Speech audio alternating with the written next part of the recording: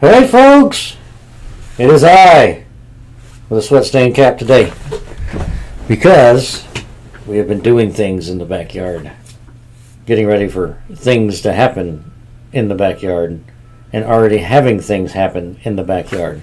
But it is I, Jason Hyatt with Backyard Prepiversity, and you're on the CTW TV network. Today's show is going to be a whole lot of fun. If I can get rid of this little fuzziness on this outside of my body here. Ooh, nope, make the hat disappear. Don't make the hat disappear. Alright, got it. Alright. So, in the last week, things have really moved along. I'm going to go ahead and take the hat off. Anyway. Really moved along. Anyway, that's really bright. So there we go. We have chickens. Chickens. We have fish. We have a chicken coop. We have a brooding box. We have eggs in an incubator. We have 5 baby chicks in the brooding box. I'm going to be showing you all these pictures as we go through. Right now they're just all trying to download right now. So, gotta give it a minute. The method in which I was using did not work. So, that is why we are attempting a different method. Let's see. Okay, gotta make sure I go the right direction.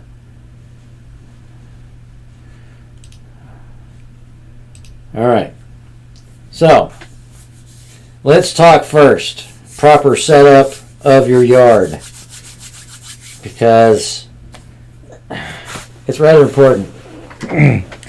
I had grand plans to do this way and this the other way and set things up exactly how I wanted them. But one, the weather is not cooperating.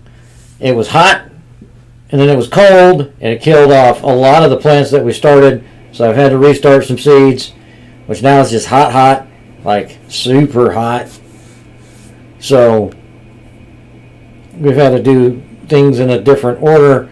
And then this thing with my buddy came up, so we got our chickens a lot faster, and we got our fish a lot faster, and, well, it's the way life is, and that's why we do things the way we do them. So right now, I have 16 eggs in the incubator cooking for 21 days, because that's how long it takes for chickens to hatch. 1 egg in there is going to take a few days more, or a couple days more. I have it marked with a giant 2 because it came 2 days after the other 15 were already put in the incubator, and we wanted the first egg that we picked up from our little mini farm to go in the incubator to say, they laid it, we hatched it, we own it from start to finish with this 1 egg. The other 15, actually all 16, are actually going to take off next week to my wife's school so she can teach the kids how to incubate eggs. But since this is spring break for her, we had to start them without the kids. I know, kind of sucks, but that's the way it is. So, but I've learned a few things this week too, which we'll get into. Let's see where we're at as far as my pictures downloading. Come on, come on, come on, come on. All right, let's. All right, so I am going to share my screen in just uno momento. So give me 1 minute as I get this set up, and we're going to talk a little about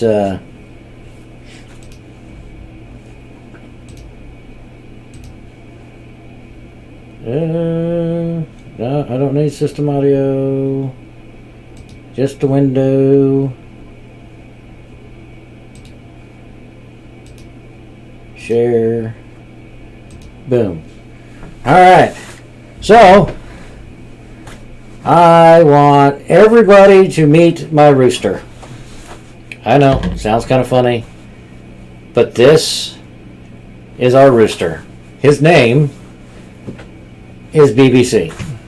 As you can see, but when he was born, he was solid black. He is a beautiful, beautiful rooster. He's just under a year old. I think he hatched, I gotta say, he hatched middle of April last year. Probably about 4 weeks after the last batch of puppies were born. But this is the cream de la crop right here. He's a bona fide little booger. Yeah. So, and there is the very first egg we ever got from our chickens.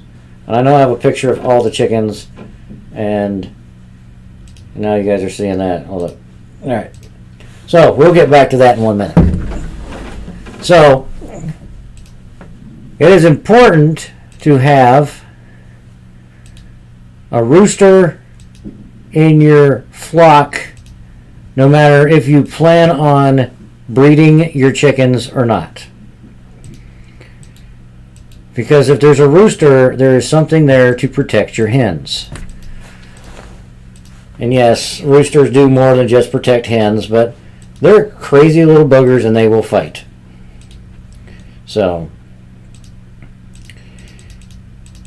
it's important. And the picture I put up for all of it is not yet loaded, so I need to get out of that. Okay, now they're loading. All right. But we started our 976 gallon pond dig 2 days ago, and I did a live video for that when we started it. I haven't measured how wide or how long it is recently because it has kind of grown in some places and shrunk in others. But I will tell you right now, the shallow side, the shallow end deep side, or deep end, or the shallow, the side that's going to be the least weird, because I didn't have to build a bank around it, is 32 inches deep.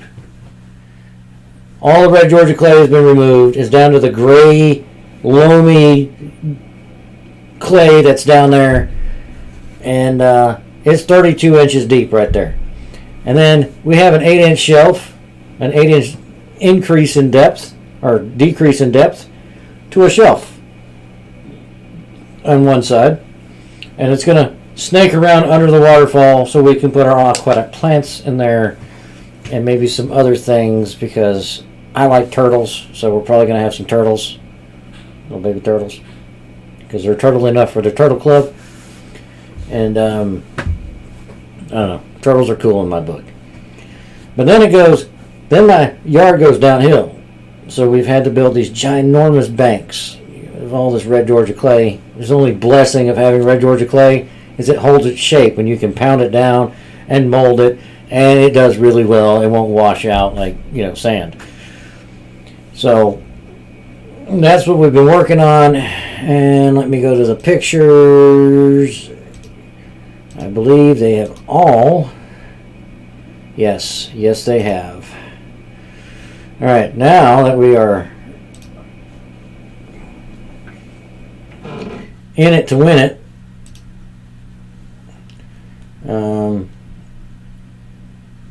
why is it not letting me start at the beginning here? Excuse me. Go here. Go here. That is Christmas. Y'all don't need to see Christmas. My computer has put things in weird places this time. Alright. I guess y'all don't need to see the class that I wrote for firearms. Alright, so let's get to the pond here. Chicken. Alright. Back to the sharing of the screen. Yep, this is the way we're going to do it. We're going to do this. Alright, so like I said, BBC. His name is BBC. It's Big Black Chuck. Or Big Black Chicken. It's all y'all with dirty minds, get it out of there. Sometimes we call him Chuck. Sometimes we call him idiot. Sometimes we just scream at him, "You're a stupid rooster, stop crowing" at 6 o'clock in the morning. But that's what he does. It's good for him. Alright, so that's not the beginnings. Now let me show you how I started this shindig. Oh, don't need to know that. Anyway, here's my fish that are going in this hole that we've dug. And there's my lovely wife with a baby goat. See, she likes goats. She loves the goats. Alright, well, this is going to be ridiculous and stupid as I go through, so. Well, there's the hole as of this morning when I started again. Well, you see this ginormous bank? You have a huge bank on the backside there. It's because the slope of the hill.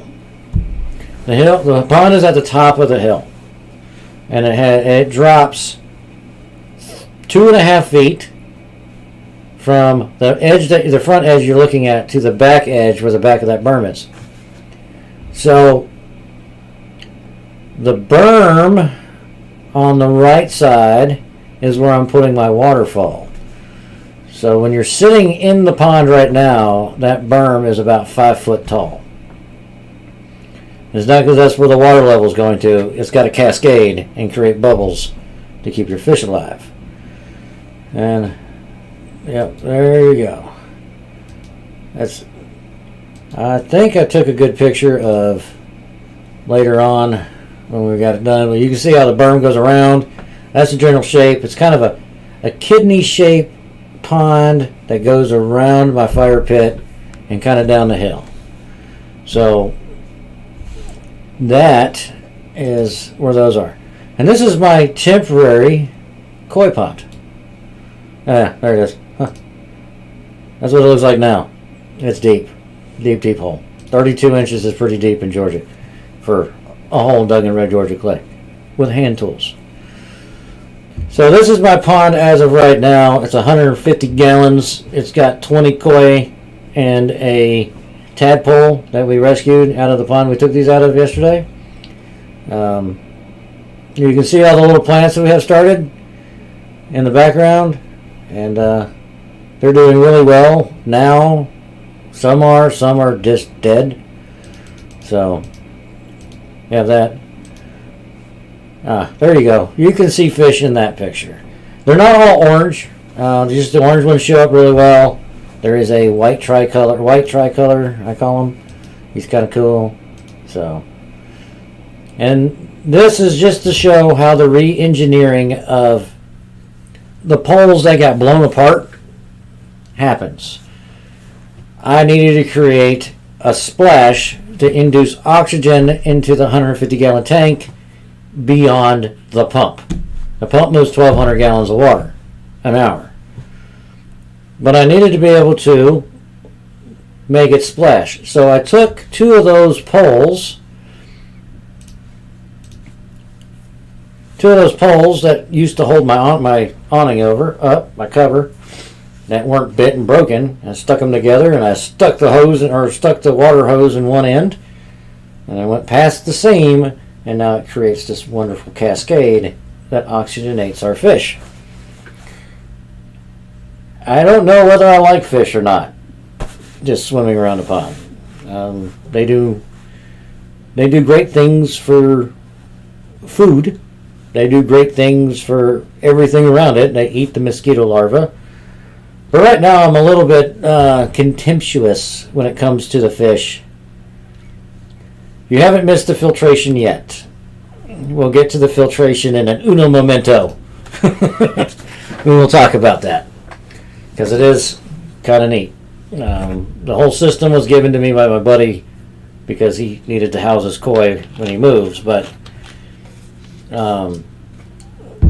it's a lot. But right now, the fish are taking a lot of time and a lot of work and a lot of effort beyond what I had planned to do this early on in my stage. So it's kind of a contemptuous relationship with the koi. Obviously, I like to go sit outside and listen to the water cascade, and I like watching the little orange darts fly around the little pond. But 30 loads of dirt and you look like this, there you go, later, you kind of have this relationship with the fish going, y'all are taking a lot of energy and a lot of work. However, I was able to pump some of the water out of the tank to water our plants that we have growing. So, win-win situation. They're getting fish poop, the fish are getting fish food, and they're working together.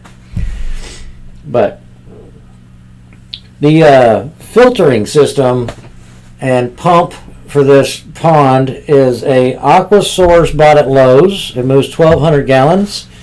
It has 4 bags of clay media. They're hardened clay media, and that just traps the bacteria. And then it goes through a green filter, which catches the fish solids, or it goes through a black filter, which catches fish solids.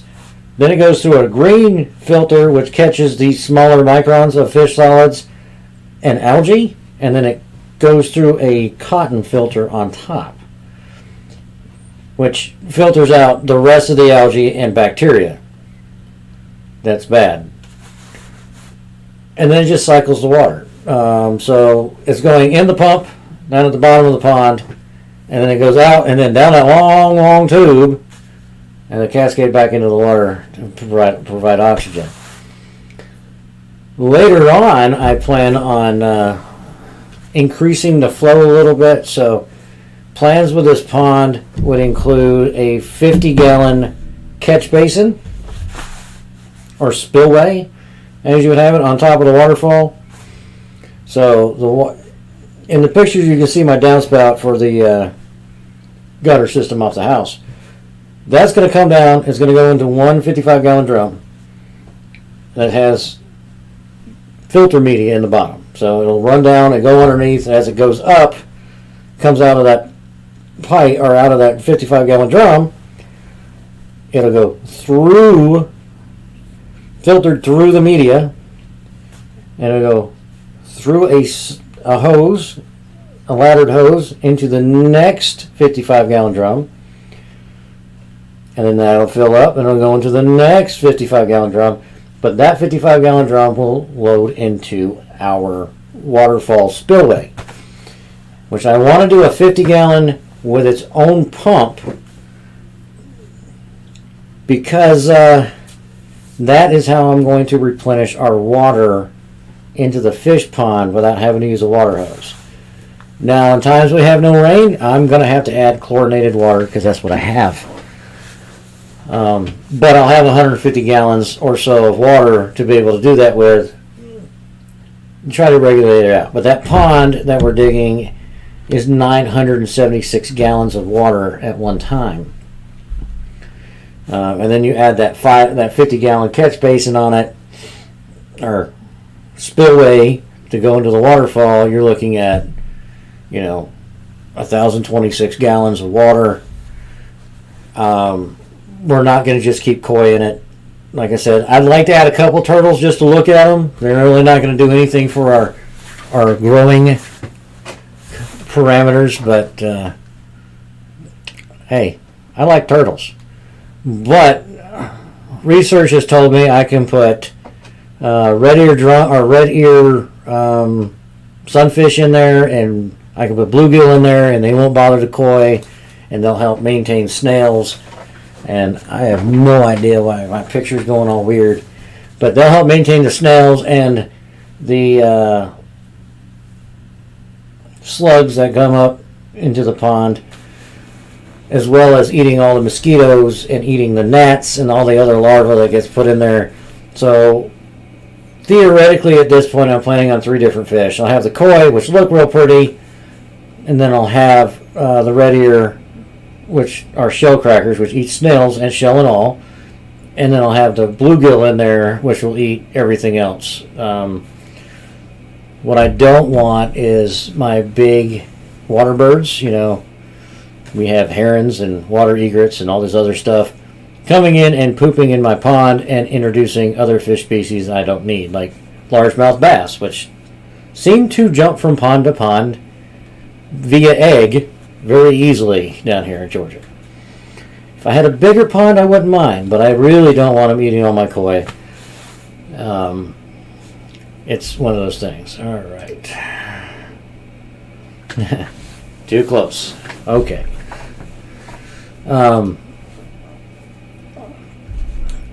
We'll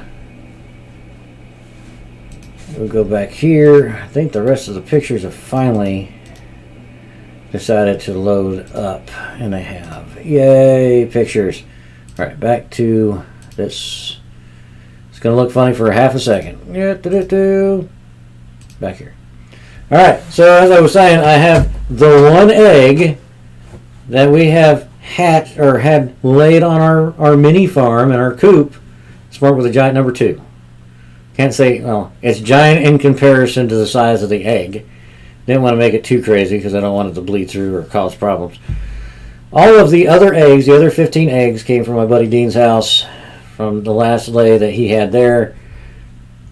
But this one from the lavender that says number 2 is the first one ever laid here on our mini farm by this girl in that spot.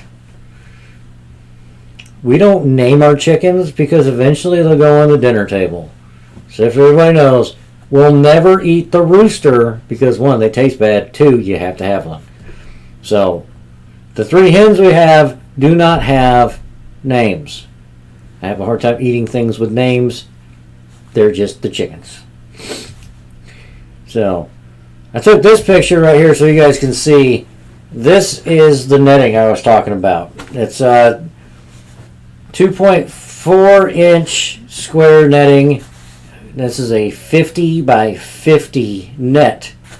Now we have over the coop itself and the entire area. It was work to put it up, to say the least.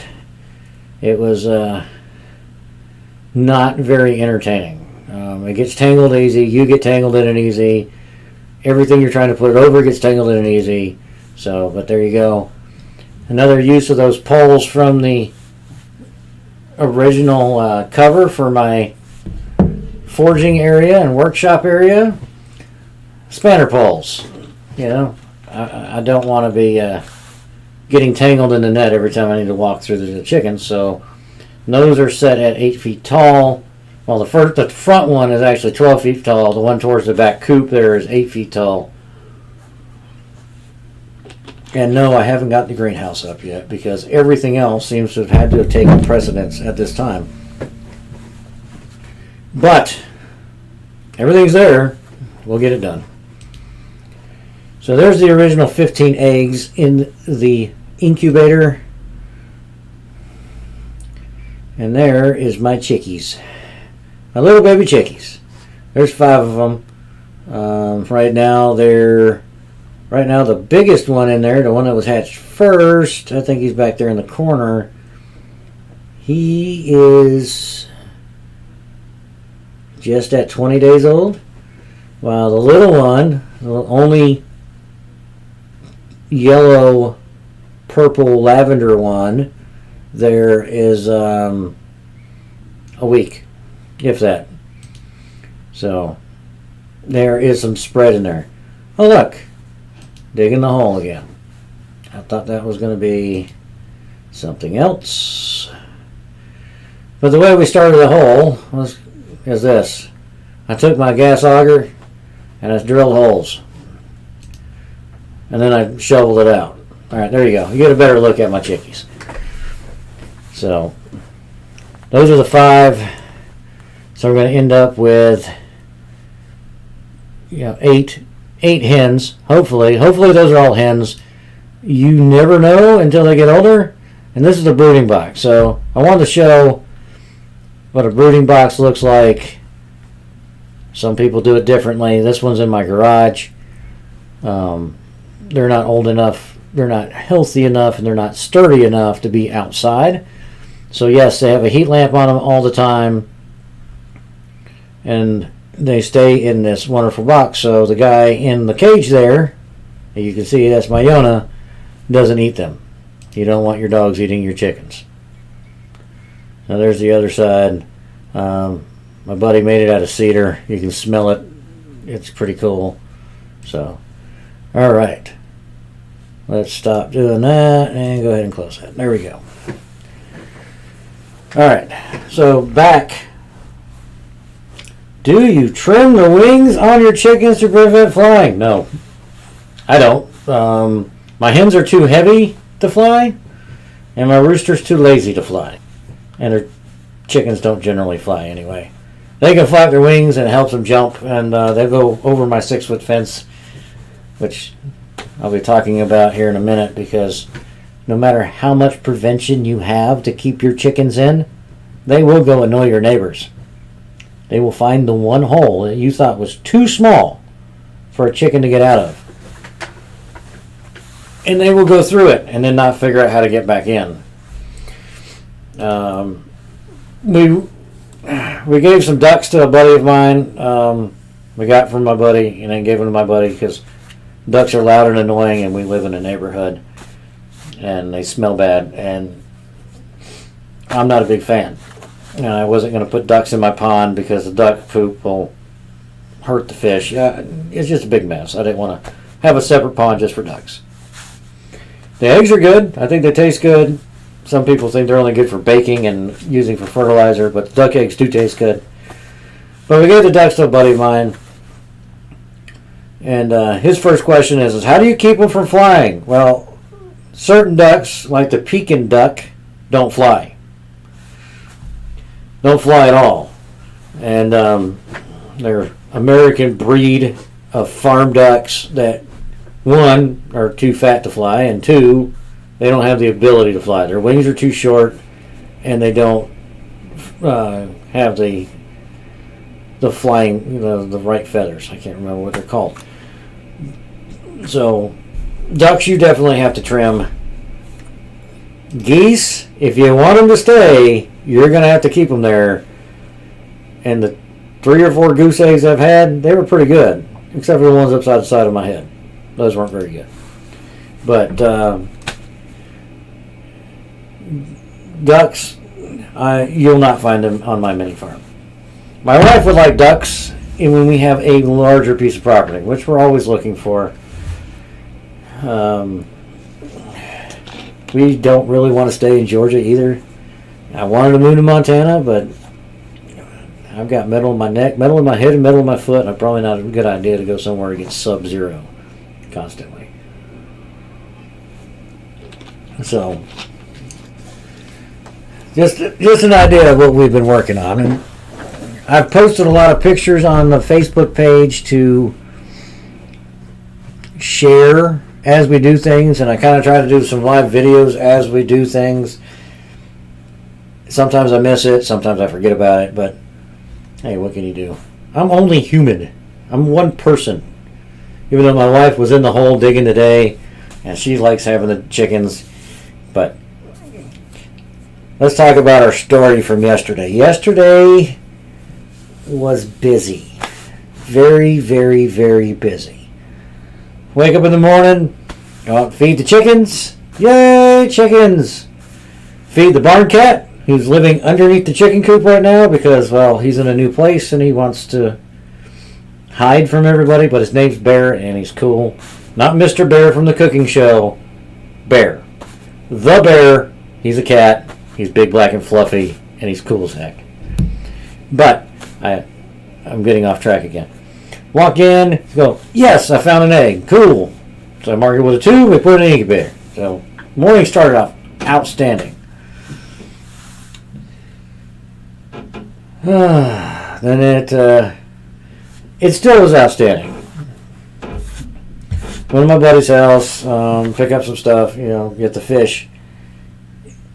I say get the fish, but mind you, that's a whole other story. That's a whole story by itself, which is intermixed. So the goal was to get the fish.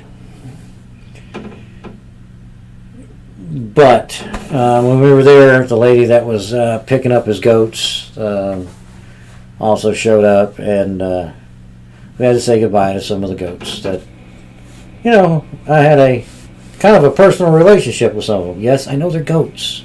I got it. But they're cute and cuddly and awesome. But, so help catch the goats, and 2 of them used to be mine, and they lived in my backyard. Now they live with somebody else, and one is pregnant. So Ellie Mae had, yes, the goats have names. The goats all have names. They're dairy goats, so we try not to eat the dairy goats. They're just sinewy and rough and bony. But, so Ellie Mae and Jethro were Sandon Alpine crosses that we got from somebody else last year. Jethro was a wither, which means at a young age they castrated him, and he could not figure out if he wanted to squat to pee or stand up.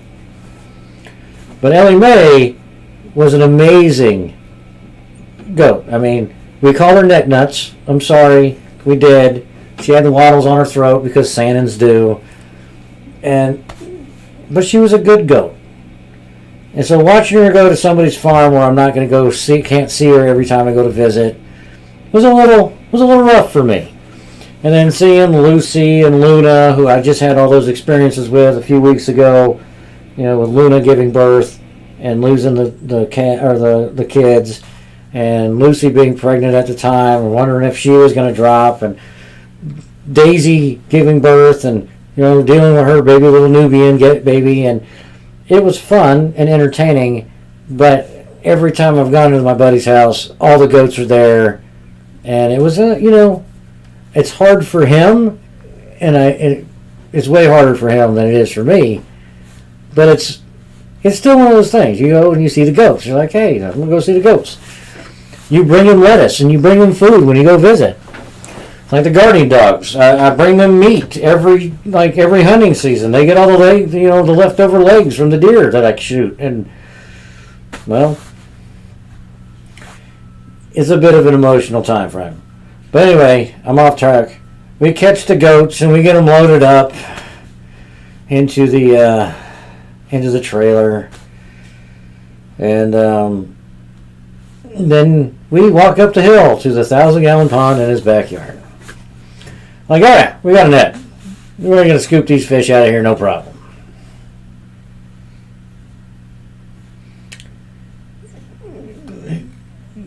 That started around noon. I got home somewhere just before 9 o'clock last night with the fish. And at first, we got 1 or 2. We got them in the bucket. Like, cool. It'll be a little bit slower, but we'll get them all. We ended up draining the entire pond. And as it drained, we were able to catch them. Scoop, scoop, scoop. And he had no idea how many were in there, because he started with 3. We caught 20. And a tadpole, because I had to have the tadpole. It's like this big. It's almost to a frog size. Had to have the tadpole. Tadpoles are awesome. And so are bullfrogs. Just saying. I'm sure my pond will have bullfrogs on it anyway, because anytime there's standing water in my yard, I end up with bullfrogs. But at about 3 o'clock yesterday, our neighbors called and said, "Hey, your chickens are loose." And mind you, they are older, and they already knew we had chickens because Mr. BBC would do nothing but screech, cock-a-doodle-doodling all night long. Well, not all night, all morning long. But she said he doesn't mind because, they'll get some eggs. Not a big deal. But I went and checked every inch of that enclosure. Make sure nothing can get in and nothing can get out. I was wrong. I was drastically wrong. And if you guys could watch the video of it, which there is none, luckily, of what transpired after, velocipane in the rear end is chicken, found the smallest little hole in my fence and weaseled her big butt out of it, and proceeded to terrorize. I say terrorize because they wanted to weed eat and didn't want to hurt the chicken. My neighbors. In the hour it took us to corral, bribe, get angry at, throw stuff at, chase this she-devil hen of mine, you probably could have made an entire 2-hour movie out of the mistakes made. First thing, get a ginormous open loop fishing net. The type you scoop the fish out of the water with? Get one of those if you're going to have chickens. I don't have one of those. I like to hand land my fish, so therefore I never bought a net. I am buying a net, but not for fishing, for chickening.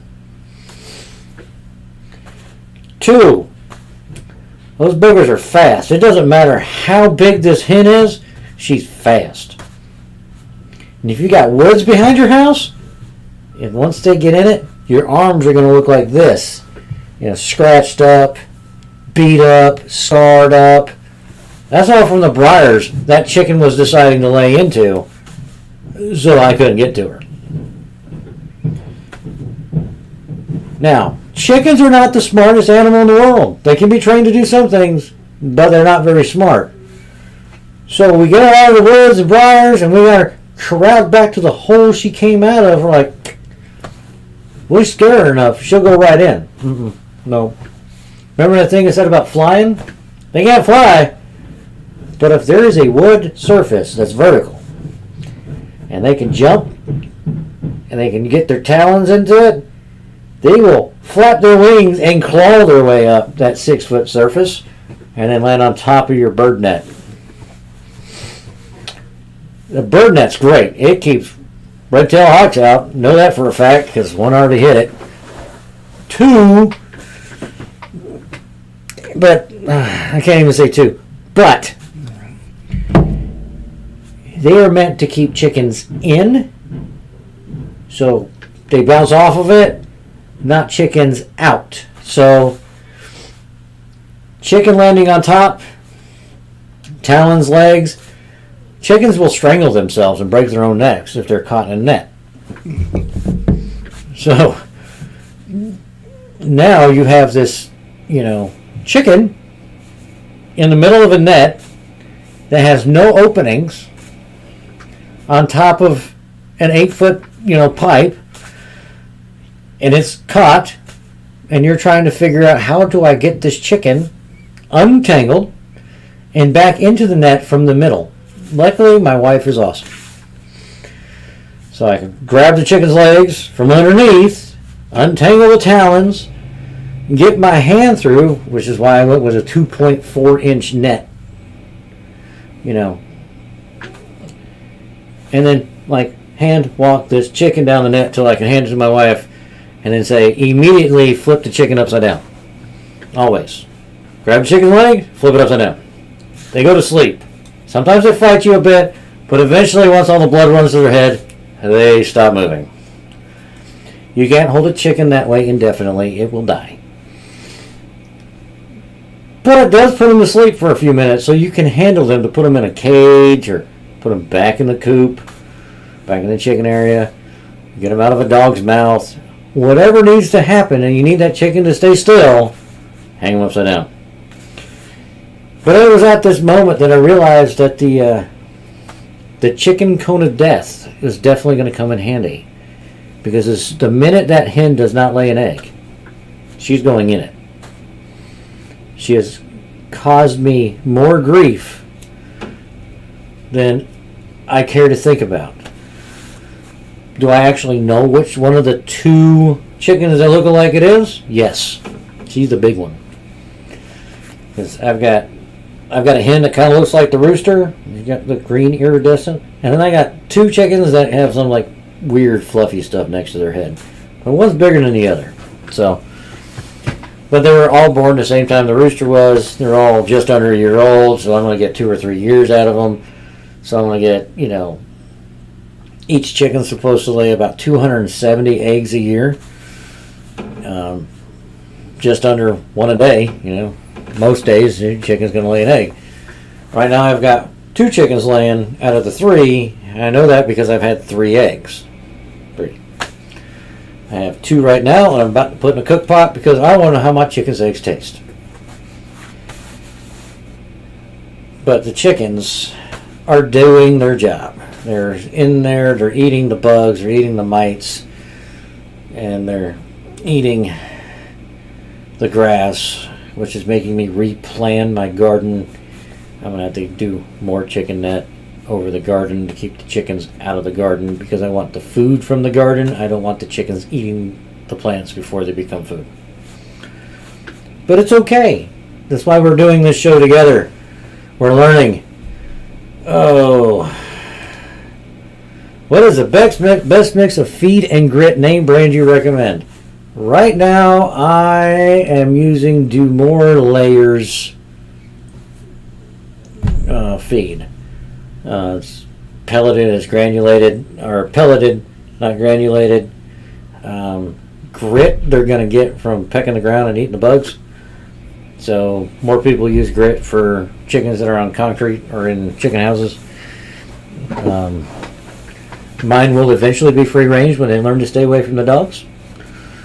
So right now they're eating dirt because they're eating bugs and they're eating everything else. And this is something I just found out about because I was asking my buddy today when I was talking to him. I will eventually start recycling the eggs into the chicken feed. But I was also planning on putting the eggshells in my compost. So we're about a 50-50 split on whether I'm going to just feed them to the chickens or I'm going to feed them to my plants.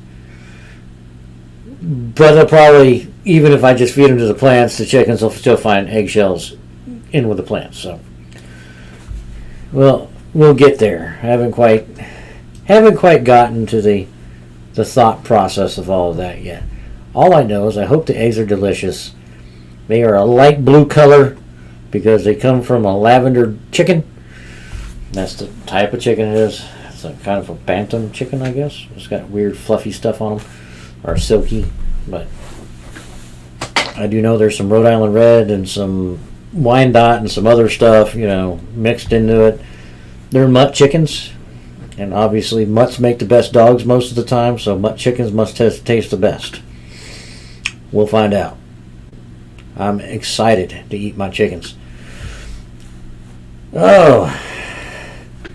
Used to raise earthworms and fed my chickens a treat from time to time. They loved it. I can tell you my garden area is surprisingly Japanese beetle grub free and surprisingly caterpillar free, and my fish really like earthworms. The 2 that we found while digging the hole today, which had their heads cut off because we're using shovels in this red Georgia clay, you really can't control where that shovel's going. I threw them into the fish, and my giant tricolor ate both of them because he's greedy. But he's pretty, so I guess it makes up for the greediness. So I'm hoping I can take some pictures once I get that water cleared up. Oh, that's what I want to talk about. The process of quickly adapting my highly chlorinated and fluoride-based water from the city water system to house the fish without putting them into shock. The filter that my buddy gave me, the filter and pump, was in this pond for a year. He cleaned it quite regularly, but I did not take the pump and clean it before putting it into the pond. That I have. I actually took the filters out and washed the filters, unclogged them all in the water the fish are currently in. Because I put clear, chlorinated, no algae, all that crap water in the tank to quickly get these fish acclimated. I introduced the same algae and the same bacteria and the same conditions they were in into the little 150-gallon pond they're in. I put the pump back together, put the filter back together, put it in there as quickly as I could to start getting it filtered out. That way they could breathe again. But what that did is it basically created a little mini petri dish that the fish were already used to. You know it's not the best way, but in an emergency it works. Dump your filter. So say you got a big pond in your yard, or a little pond in your yard, and it starts leaking. And you got to repair it, but you got to move your fish. The way to quickly make those fish acclimate to the water that you're going to have to put them in is to clean your filter in the water they're going in. Just swish it out. Get all that algae and black bacteria back in the water. Put your pump back together. Put it in there. Put the fish in there. At least you're not introducing bacteria they're not used to, and you're going to filter it out and clean it out faster than the chlorine can kill it. And the bacteria and everything will negate the problems of having the chlorine and fluoride in your water as quickly as you can. Because usually you'll take that water and you'll fill the tank and you'll sit it out in the sun, and the sun will distill it to keep the chlorine and everything will off gas, and it'll be safe for your fish. But at 9 o'clock last night, I didn't have time to do all that, but the fish couldn't stay in a 5-gallon bucket. They would be dead in the morning. So in an emergency, the fastest way and best way to do it is to use only the bacteria they already have. They already know about. And it'll keep them from going into too bad a shock, and it'll keep the chlorine and fluoride from killing them. Are they the healthiest fish in the world right now? No, they're not. They were put under quite a bit of stress yesterday, getting chased around by the net. Quite a bit of stress with the water draining out from them. Quite a bit of stress from being improperly introduced to a new pond. But they're all alive. I had no floaters today, no floaters this morning. They're getting enough oxygen, and the chlorine and and everything was taken care of. So I don't know. Dan the Man was great questions today. If you can catch rainwater in a barrel to help top off your water levels, especially during high temps and droughts, that can happen. Yes. That is actually part of the plan for the big giant pond is 150 gallons worth of rainwater in 3 55-gallon drums. I can't say 150 gallons. Well, it'll still be 150 gallons because the media is not going to take up much volume. It's just going to filter out the sediment coming off my roof. So drain goes in, water has to go through the media, and then it siphons to the next, and then siphons to the next after it fills up. And then I don't know if I'm going to try to do a manual or a pneumatic non-powered siphon from my spillway or to my spillway. So like the water drops from the spillway, it automatically takes it out of the pump or takes it out, or doing it a different way and just running a miniature like pump 12 volt solar pump to pump water in. I'll probably try to do it both ways. 12-volt pump running off solar usually works better than trying to get Mother Nature to do what you want it to do. Because Mother Nature is fickle, electricity is not so much.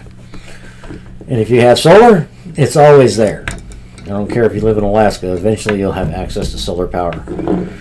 Because the sun does come up 90% of the time. There's a few days of the year up there it doesn't, but it may not be. You can at least run a pump, but I don't think you're going to have koi fish in Alaska. Outside. Maybe in your house. Not outside. But, can do it off wind. 12-volt charges wind. But, anyway, it's been a heck of a week. I've accomplished a lot without accomplishing really anything. No projects are done. I don't know if any projects will ever be done. Because every time I start a project and I get halfway through, I revise my project. Like my pond. It's like, I am just going to dig a hole. I'm going to be from this point to this point, and I know I'm going to have to build some berms. No big deal. But it's going to be one level across the bottom. No. So I was looking at it today going, man, I really want to put a little shelf in there so I can put some aquatic plants in.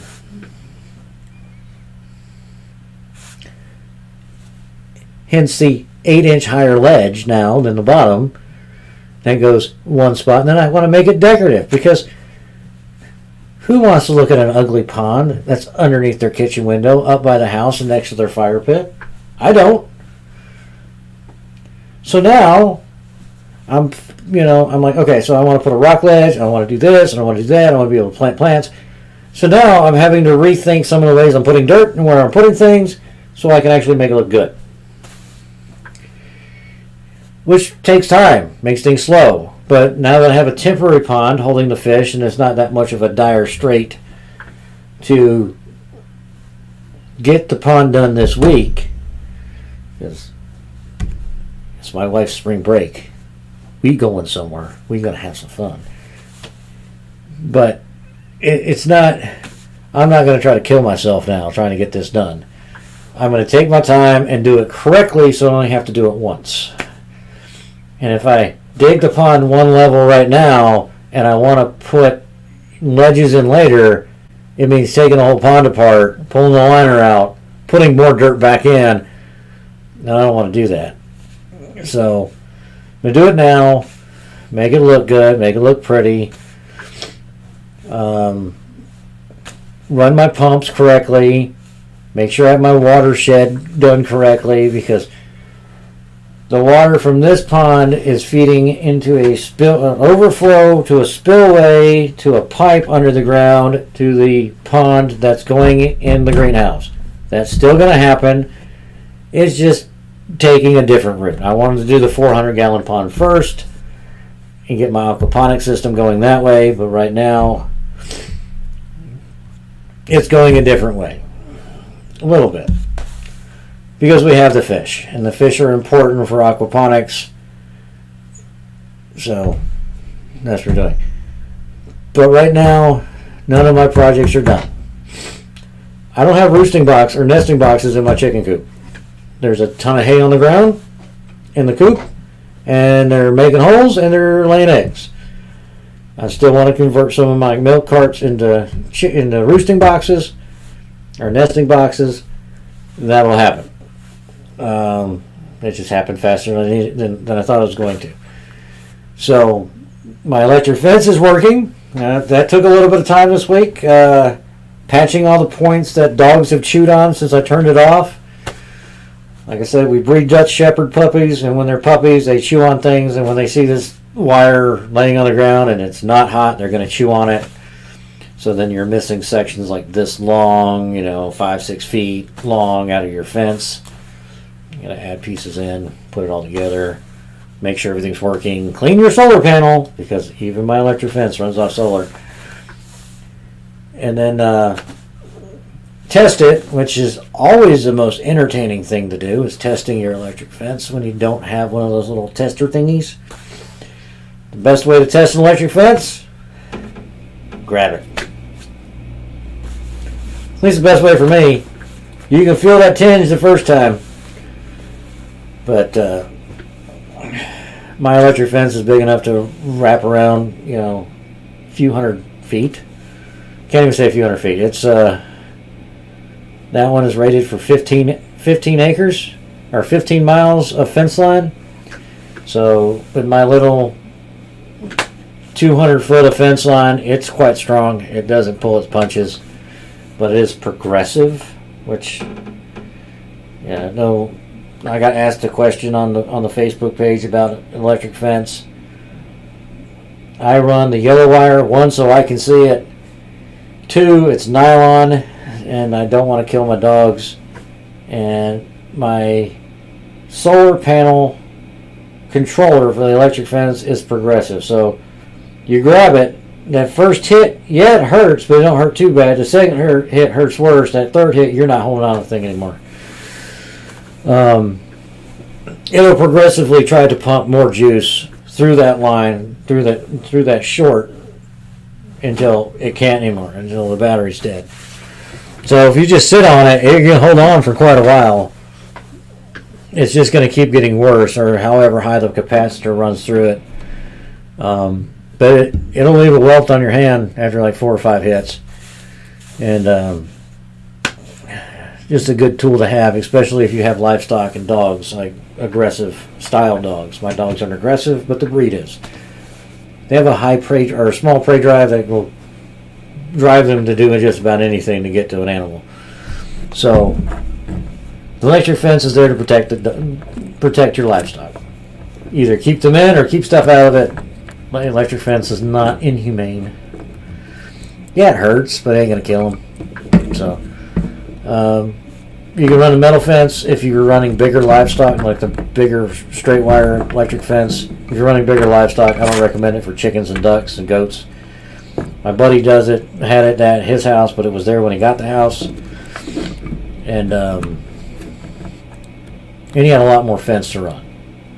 He wasn't running a small bit. If I was on 10 acres and running the outside fence, I probably would run bare wire and as hot as a fence I can run, especially down south, and keep out the coyotes and the fox, or not really the fox, but keep out the coyotes and the bobcats if you can, and definitely keep the wild pigs out of your property.